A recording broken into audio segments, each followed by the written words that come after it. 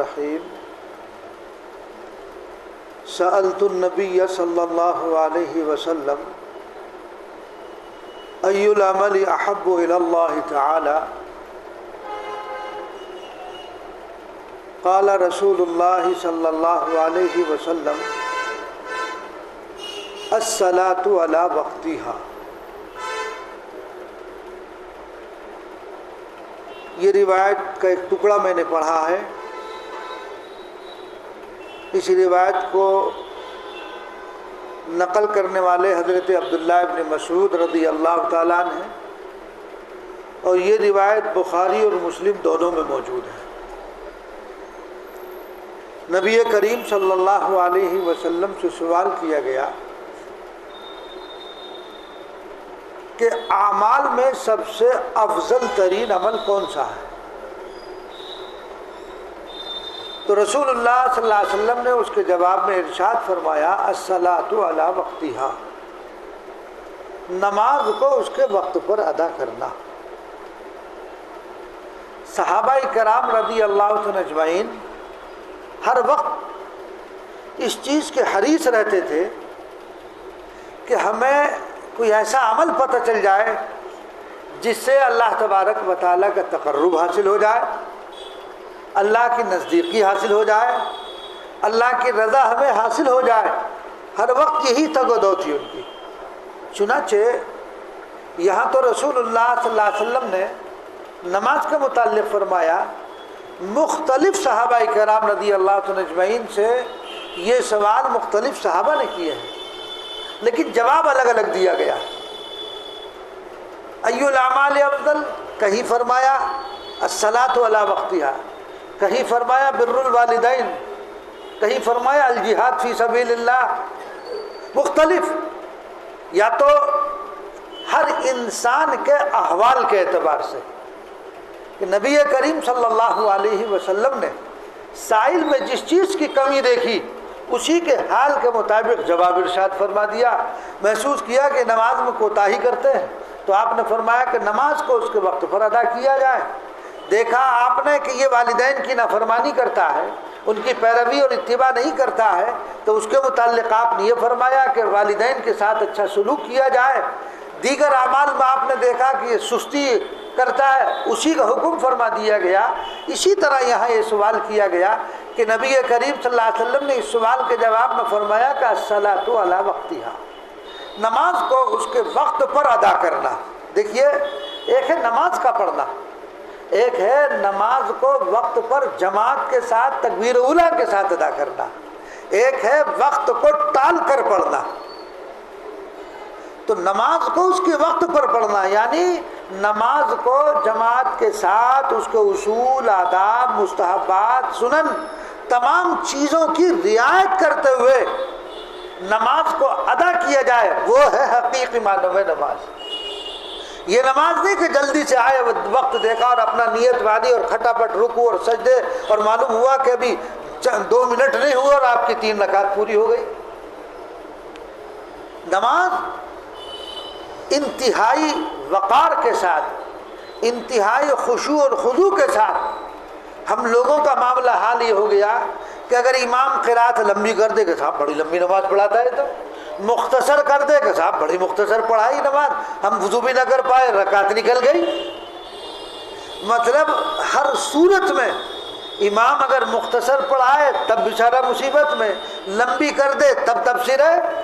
ارے بھائی، اگر ہمارا وقت نماز میں لگ رہا ہے، اگر امام قرات لمبی کر رہا ہے تو نمازی میں تو کر رہا ہے، نمازی میں تو وقت لگ رہا ہے، اللہ کے سامنے آپ کھڑے ہوئے ہیں، اللہ کے ذکر میں آپ گویا کے لگے ہوئے ہیں، اللہ کی عبادت کی ادائیگی میں آپ لگے ہوئے ہیں، تو پھر یہ جلدی کیوں؟ دنیاوی کاموں میں جلدی نہیں کرتے ہیں۔ دنیاوی کام خوب اطمینان کے ساتھ کیے جاتے ہیں، کیونکہ ان کا فائدہ سامنے نظر آ رہا ہے، جو عارضی ہے اور وقتی ہے، اس کا فائدہ دائمی ہے۔ اللہ تبارک و تعالی دنیا میں بھی عنایت فرماتے ہیں اور آخرت میں تو ملے گا ہی۔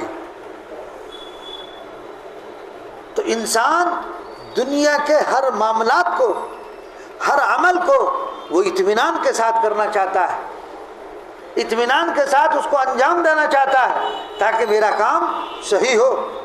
اگر کاروباری ہے تو وہ جو چیز بنا رہا ہے وہ مزدوروں سے کہہ رہا ہے، کاریگروں سے کہہ رہا بڑھیا کر کے چلنا، وقت ہی پرواہ نہ کرے، وقت زیادہ لگ جائے کوئی حرج نہیں ہے تاکہ پارٹی کے پاس کوئی غلط مال نہ چلا جائے، ہے نا؟ یہ فکر تو ہے۔ یہ فکر نہیں ہے کہ میں جو نماز پڑھ رہا ہوں میرا مولا مجھے دیکھ رہا ہے، میری نماز میرے رب کے پاس جا رہی ہے تو کس حال میں جا رہی ہے؟ کہیں ایسا تو نہیں کہ اس کو لپیٹ کر اسی کے منہ پہ مار دیا جاتا ہو کہ نہ اس میں خشوع ہے، نہ خضوع ہے، نہ ارکان کی صحیح طور پر ادائیگی ہے، بس جلد بازی میں جیسے کوا ٹھونک مارتا ہے اس طریقے سے ہماری نماز ہے کہ جلدی جلدی رکوع کیا اور سجدہ کیا اور پھٹ پھٹ جو ہے نہ قرات صحیح ہو رہی ہے اور نہ دعائیں صحیح طور پر پڑھی جا رہی ہیں اور جلدی سے پڑھا اور چل دیا اپنے کام کی طرف۔ تو کام کی فکر ہے، نماز کی فکر نہیں ہے کہ میری نماز اچھے طریقے پر ہو جائے، ایسی ہو کہ ہر عضو اپنی جگہ پر ٹھہر جائے۔ دیکھو شجاع الدین کرمانی رحمۃ اللہ علیہ ایک بزرگ گزرے ہیں، ان کے ہاں ایک لڑکی تھی،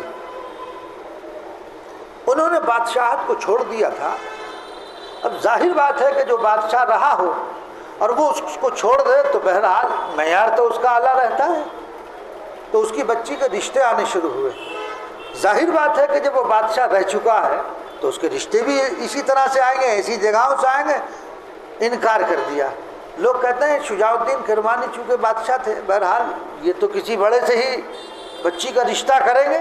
ایک روز وہ مسجد میں گئے اور نماز پڑھ کے مسجد میں بیٹھے رہے تو انہوں نے ایک شخص کو دیکھا جو کونے میں کھڑا ہوا ہے اور نماز پڑھ رہا ہے۔ اس کو شجاع الدین کرمانی رحمۃ اللہ علیہ دیکھتے رہے اور شجاع الدین کرمانی فرماتے ہیں مجھے اس کی نماز کی کیفیت کو دیکھ کر صحابہ کی نماز یاد آ گئی۔ یعنی وہ اس کیفیت کے ساتھ پڑھ رہا تھا، وہ اس خشوع اور خضوع کے ساتھ پڑھ رہا تھا، وہ اس لگن کے ساتھ پڑھ رہا تھا کہ اس کے اطراف میں اس کے آس پاس کیا ہو رہا ہے اسے خوش خبر نہیں، وہ اللہ تبارک و تعالیٰ کی طرف ایسا متوجہ تھا۔ کہا کہ میں نے دل میں نیت کر لی کہ اپنی بچی کا نکاح کرنا ہے تو اس شخص سے کرنا ہے۔ دیکھا کیا دیکھا کہ اس کی نماز کو دیکھ کر مجھے صحابہ کی نماز یاد آ گئی۔ خیر انہوں نے نماز اپنی پوری کر لی۔ نماز پوری کرنے کے بعد شجاع الدین کرمانی رحمۃ اللہ علیہ اس کے پاس جاتے ہیں، کہتے ہیں کہ بھائی خیر خیریت پوچھ کر کہاں کے رہنے والے ہو، کہاں رہتے ہو؟ انہوں نے بتایا اسی محلے میں رہتا ہوں، فلاں جگہ رہتا ہوں۔ کہنے لگے تمہارا نکاح ہو گیا؟ کہنے لگے میرا نکاح نہیں ہوا، میں غریب آدمی ہوں، مکان میرے پاس نہیں ہے، ٹوٹا پھوٹا، چھت بھی ٹوٹی ہوئی ہے، پانی ٹپکتا ہے، میں غریب ہوں، مجھے کوئی کون لڑکی دے گا؟ تو کہنے لگے کہ تمہارا نکاح اگر شجاع الدین کرمانی کی لڑکی سے کر دیا جائے تو کیا رائے ہے؟ وہ کہنے لگا جی بابا جی جلدی سے چلے جاؤ، کسی نے اگر سن لیا تو میری پٹائی نہ کرے کہ وہ بادشاہ میں فقیر۔ تو بتانا یہ ہے کہ انہوں نے کس چیز کو دیکھا؟ اس کی نماز کو دیکھا۔ نماز کو دیکھ کر چونکہ صحابہ کی نماز کی یاد آ رہی تھی کہ یہ آدمی بڑا اللہ والا معلوم ہوتا ہے۔ ہم لوگ کیا دیکھتے ہیں؟ گاڑی مل جائے گی کہ نہیں مل جائے گی، 4 پہیے والی ملے گی نہیں ملے گی، ہے نا، سامان بیڈ بڑھیا، ہم ان چیزوں کو دیکھتے ہیں۔ تقوی اور طہارت اس میں ہے کہ نہیں ہے؟ وہ گھر کے کام کاج سے واقف ہے کہ نہیں ہے؟ نمازوں کی پابند ہے کہ نہیں ہے؟ پردے کی پابند ہے کہ نہیں؟ یہ سب چیز نہیں دیکھتے ہم دیکھتے ہیں مال، دینداری نہیں دنیا داری دیکھتے ہیں۔ تو بہرحال یہ قصہ میں نے اسی پر میرے ذہن میں آ گیا کہ آپ صلی اللہ علیہ وسلم نے کیا فرمایا کہ نماز اس کے وقت پر ادا کیا جائے، کس طرح؟ علی وقتہا۔ اس کی تفسیر میں محدثین لکھتے ہیں کہ نماز کا وقت پر ادا کرنے کا مطلب یہ ہے کہ وہ قضا نہ ہو پائے، جماعت کے ساتھ ہو، تمام فرائض، مستحبات، آداب اور سنن کی رعایت کرتے ہوئے پڑھی جائے، وہ ہے اصل نماز۔ تو شجاع الدین کرمانی کو اس شخص کی نماز کو دیکھ کر صحابہ کی نماز یاد آ رہی ہے کہ صحابہ جس طرح متوجہ اللہ رہتے تھے کہ تیر لگ گیا انہیں پتہ نہیں چلا کہ نماز میں تیر لگ گیا، اور ہمارا حال کیا ہے؟ تیر تو بہت دور کی بات ہے، ایک مکھی آ کر بیٹھ جائے، مچھر ہمارے اوپر آ کر بیٹھ جائے تو ہمارا نماز پڑھنا دو بھر ہو جاتا ہے نا، کبھی ادھر کھجا رہا کبھی ادھر کھجا رہا، ایک رکن میں نہ معلوم 10 مرتبہ کھجا لیتا ہوگا، ابے نماز کہاں رہی؟ نماز کہاں ہوگی ایسی صورت میں؟ یہ تو دیکھو۔ تو اس قصے کی بھی تکمیل کر دوں تو شجاع الدین کرمانی رحمۃ اللہ علیہ نے جب اس سے یہ بات کہی تو اس نے کہا بھائی کوئی سن نہ لے، آپ چلے جائیے۔ کہنے کا اگر اس کا باپ خود کہے تو وہ خاموش ہو گیا۔ کہنے کا پھر تو ظاہر بات ہے کہ جب باپ خود کہہ رہا ہے۔ انہوں نے کہا میں شجاع الدین کرمانی لڑکی کا باپ ہوں، میں اپنی بچی کا نکاح تم سے کرنا چاہتا ہوں۔ انہوں نے کہا منظور ہے۔ پھر گئے بچی کے پاس، بچی سے جا کر کہا کہ میں نے ایک ایسا رشتہ دیکھا ہے اور ایسے شخص کو دیکھا کہ مجھے اس کی نماز کو دیکھ کر صحابہ کی نماز یاد ہے۔ معلوم ہوا کہ بڑا متوکل، بڑا صابر، اور اس کی توجہ اللہ بہت ہے، لہذا میں تمہارا نکاح اس سے کرنا چاہتا ہوں، تمہاری کیا رائے؟ اس لیے دوستو سنت یہ ہے کہ جب نکاح کیا کرو، کسی کا رشتہ کرو، لڑکے سے ہر ایک پوچھتے ہیں، لڑکی سے بھی پوچھا کرو۔ میں باپ ہوں، مجھے اختیار ہے، ٹھیک ہے باپ تو ہے آپ، اس سے کون انکار کر رہا، لیکن لڑکی سے پوچھنا بھی ضروری ہے۔ نبی کریم صلی اللہ علیہ وسلم حضرت فاطمہ الزہرا رضی اللہ تعالیٰ عنہ کا نکاح کی بات ہو رہی ہے حضرت علی رضی اللہ تعالیٰ عنہ سے، لیکن نبی کریم صلی اللہ علیہ وسلم اگر ہاں کر دیتے تو کیا فاطمہ منع کر دیتے؟ نہیں، آپ صلی اللہ علیہ وسلم نے جا کر پوچھا ہے کہ فاطمہ علی کا رشتہ آیا ہوا ہے، تمہاری کیا رائے ہے؟ رونے لگی، آپ سے لپٹ گئی۔ وہی اجازت ہے کہ آپ کی جو مرضی ہے جہاں چاہے۔ ظاہر بات ہے جو بچی دیندار ہوتی ہیں، جو متبع شریعت ہوتی ہیں، جن کی تقوی طہارت جن کی زندگی میں ہوتا ہے، وہ یہی عمل کرتی ہیں۔ باپ کے سامنے کہتی نہیں، زبان نہیں کھولتی ہیں، یہی ہے حیا، اسی کا نام ہے۔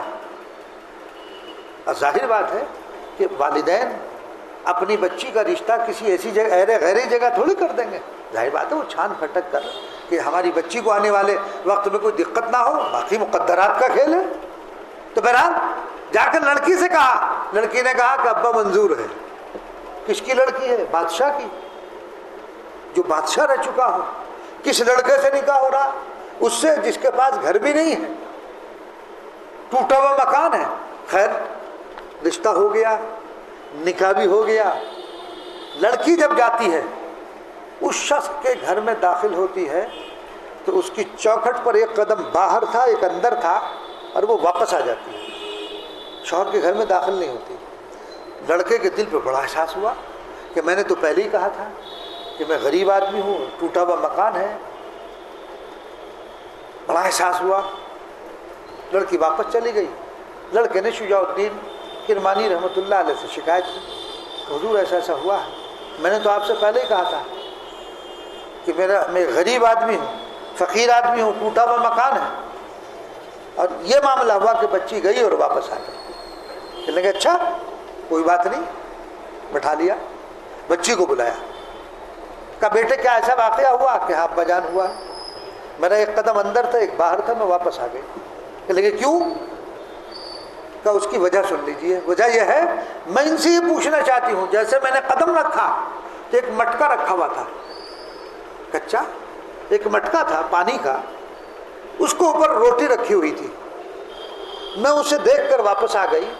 میں اب ان سے ہی سوال کرنا چاہتی ہوں، چونکہ آپ نے مجھے کہا تھا کہ وہ بڑے صابر اور متوکل ہیں اور ایسی نماز پڑھتے ہیں کہ ان کی نماز کو دیکھ کر صحابہ کی نماز یاد آ گئی، اور آپ نے متوکل کا لفظ بھی بولا تھا، تو میں ان سے ہی سوال کرنا چاہتی ہوں کہ وہ جو مٹکے کے اوپر روٹی رکھی ہوئی تھی وہ کیسی تھی؟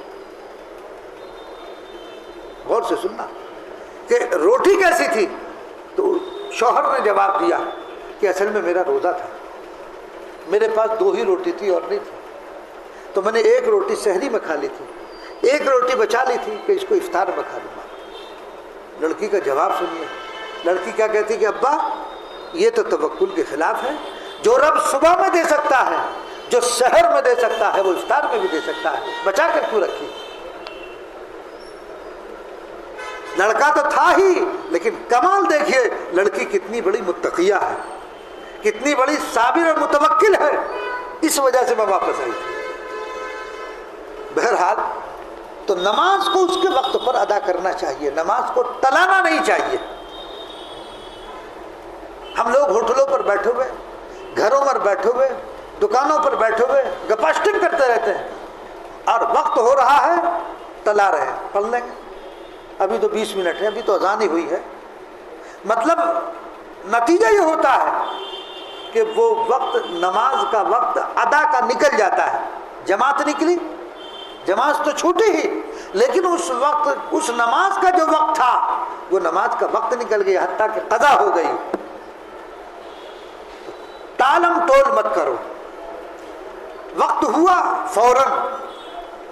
بھئی امام نے نماز جلدی پڑھائی دیر سے پڑھائی، کہتے جب جلدی پڑھا دی، ارے بھئی جلدی پڑھائی، وقت ہی تو پڑھائی، وہ وقت پر کھڑا ہوا، آپ وقت سے پہلے کیوں نہیں آئے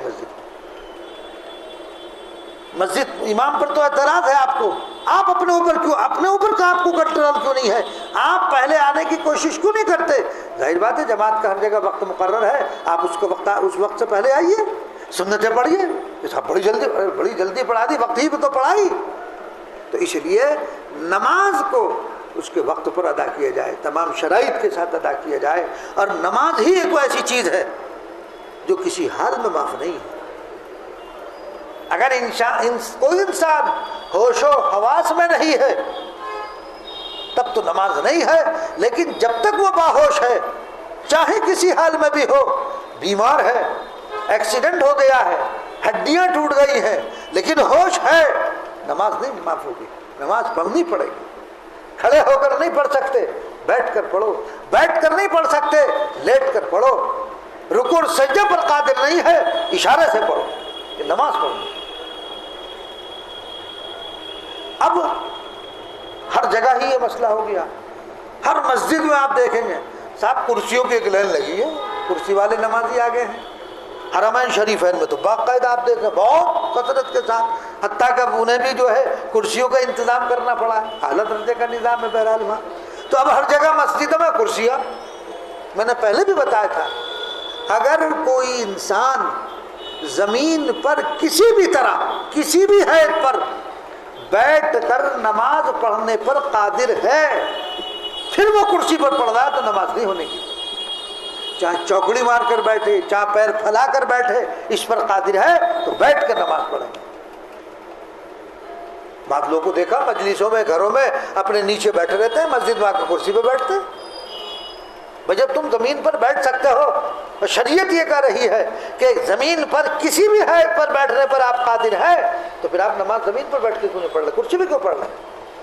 ہاں اگر کوئی آدمی ایسی مجبوری ہے کہ وہ زمین پر بھی نہیں بیٹھ سکتا ہے، کمر کا سیدھا رکھنا ضروری ہے، اور وہ بغیر سہارے کے نہیں رک سکتا ہے، تو ایسی اگر کوئی مجبوری ہے تو ٹھیک ہے، لیکن جسے دیکھو وہ چل کے آ رہا ہے، سب کام کر رہا، گھروں میں بیٹھتا، نیچے بیٹھتا، نماز آ کے کرسی پہ پڑھنے صاحب تھک گئے۔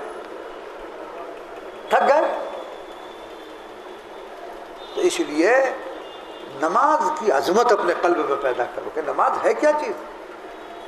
نماز اللہ سے مناجات کا ذریعہ ہے، آپ اللہ تبارک و تعالیٰ کے سامنے کھڑے ہو کر اس سے مناجات کر رہے ہو، اس کو پکار رہے ہو، اور آپ اس حیثیت کے ساتھ، اس کیفیت کے ساتھ کہ جلدی جلدی فارغ ہو کر یہاں سے جائیں، جیسے کوئی اپنے اوپر سے کوئی عذاب آ گیا اور اس کو ٹلوانے کے لیے، ایسا نہیں ہونا چاہیے۔ خشوع، انتہائی خشوع کے ساتھ، خضوع کے ساتھ، جیسے آدمی اپنے دنیاوی کام انجام دیتا نا، کپڑے دھوئے گا، بڑھیا سی پریس بھی کرے گا، تلف بھی لگواتا، پریس بڑھیا ہونی چاہیے۔ نماز بھی تو بڑھیا ہونی چاہیے۔ سارے کام جب کر رہے ہو، اللہ تمہیں اتنی نعمتیں دے رہا ہے تو اس نعمت دینے والے کا شکریہ بھی صحیح طور پر ادا نہیں کر پا رہے تو نہ شکر ہے نا۔ پھر تو یہ تو محسن کی احسان کشی ہے کہ ایسا محسن کہ ہم نافرمانی کر رہے ہیں تب بھی جو ہے ہمیں رزق دے رہا ہے، تب بھی وہ ہمیں نعمتوں سے سرفراز کر رہا ہے، لیکن ہم سے نماز بھی صحیح طور پر نہیں پڑھی جا رہی ہے۔ تو لہذا نماز انتہائی سکون کے ساتھ، آرام کے ساتھ پڑھنی چاہیے۔ تو اس لیے صحابہ کرام کیا سوال کر رہے ہیں کہ کون سا عمل افضل اللہ کے نزدیک؟ صحابہ کو حرص تھی کہ اللہ کسی یعنی کوئی ایسا عمل معلوم ہو جائے جس سے اللہ کا تقرب حاصل ہو جائے، اللہ کی نزدیکی حاصل ہو جائے۔ ہم کیا کہتے ہیں؟ کوئی ایسی تجارت بتاؤ جس سے پیسہ خوب آئے، ہے نا؟ کوئی ایسی تجارت بتاؤ کہ جس سے پیسہ خوب آئے، گھر میں بیٹھے بھی رہیں، کچھ بھی نہ کرنا پڑے اور آمدنی ہوتی رہے، ایسا بتاؤ۔ یعنی دنیا کے تو ایسا آپ حریص ہو گئے کہ آپ آمدنی کے ذرائع، لیکن یہ حرص نہیں ہے کہ اللہ کا تقرب حاصل ہو جائے، کوئی عمل ہمیں ایسا بتا دو، اللہ کے نزدیکی حاصل ہو جائے، کوئی عمل ہمیں ایسا بتا دو، اللہ ہم سے راضی ہو جائے، کوئی عمل ایسا بتا دو، ہم جنت میں داخل ہو جائے، کوئی ایسا عمل بتا دو۔ نہیں، اس کے لیے کوئی فکر نہیں۔ ایسی تجارت بتا دو کہ گھر بیٹھے پیسے آتے رہے، لیکن ایسی تجارت میں جمع بھی جاتا ہے، چند دنوں آتا ہے پھر جمع بھی بھاگ جاتا ہے۔ بہت سے لوگ آپ دیکھیں گے وہ صاحب نیٹ پر کیا کاروبار ہے، سونے کا، چاندی کا، کاپر وغیرہ، یہ سب اسی پر خریدتے ہیں۔ وہ سب ڈنڈے آ رہے، بتا رہے، ہلنے، کب اوپر ریٹ چلے گئے، آپ نیچے آ گیا، یہ بیٹھا ہوا صبح سے شام تک، نہ نماز کی پرواہ، نہ روزے کی پرواہ، نہ کون گھر میں آ رہا اس کی پرواہ، ہر وقت کمپیوٹر پہ بیٹھا ہوا ہے، ہر وقت موبائل میں ہے، دیکھ رہا کتنا ریٹ بڑھا، کتنا ریٹ بڑھا، گھٹا، جوڑ، اسی تگدو میں لگا ہوا۔ معلوم ہوا کہ 2-4 مرتبہ کمایا اور پھر ایسا ہوا کہ سارا جو کمایا تھا اور اپنا بھی ختم۔ ارے یہ کوئی کاروبار ہے؟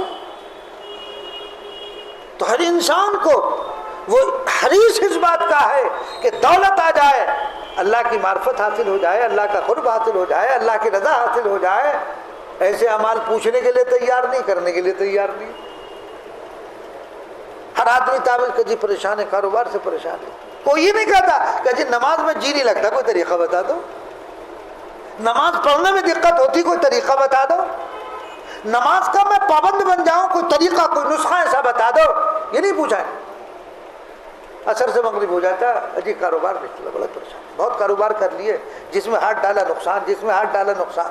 ذہن میں کیا کسی نے کرا دیا، سارے اسی کام پر بیٹھے ہوئے۔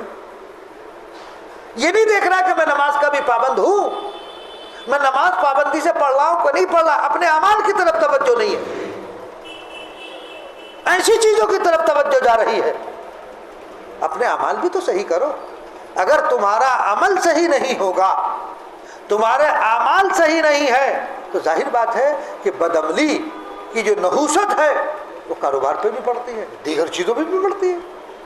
عمل کو صحیح کرنے کی کوشش کرو، اور ان اعمال میں سب سے افضل ترین عمل جو ہے وہ کیا ہے؟ نماز۔ تو لہذا نماز کی پابندی، خود بھی نماز کا پابند بنو، اپنی اولاد کو بھی نماز کا پابند بناؤ، اپنے گھر والوں کو بھی نماز کا پابند بناؤ۔ جب آپ پابند بنیں گے، آپ کے بچے بھی نماز کی پابندی کریں گے، اور آپ کی گھر والی اہلیہ بھی نماز کی پابند ہوگی۔ آپ جب نماز پڑھیں گے انہیں کہیں گے اثر ہوگا، اور جب آپ نہیں پڑھیں گے انہیں کہیں گے کیسے اثر ہوگا؟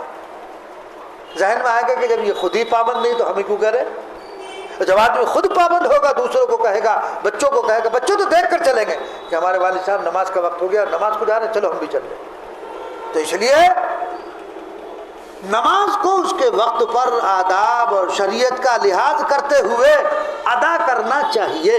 تو آج سے یہ پکا عہد کرو، انشاءاللہ کوئی نماز ہم نہیں چھوڑیں گے، نماز کو صحیح طور پر ادا کرنے کی کوشش کریں گے۔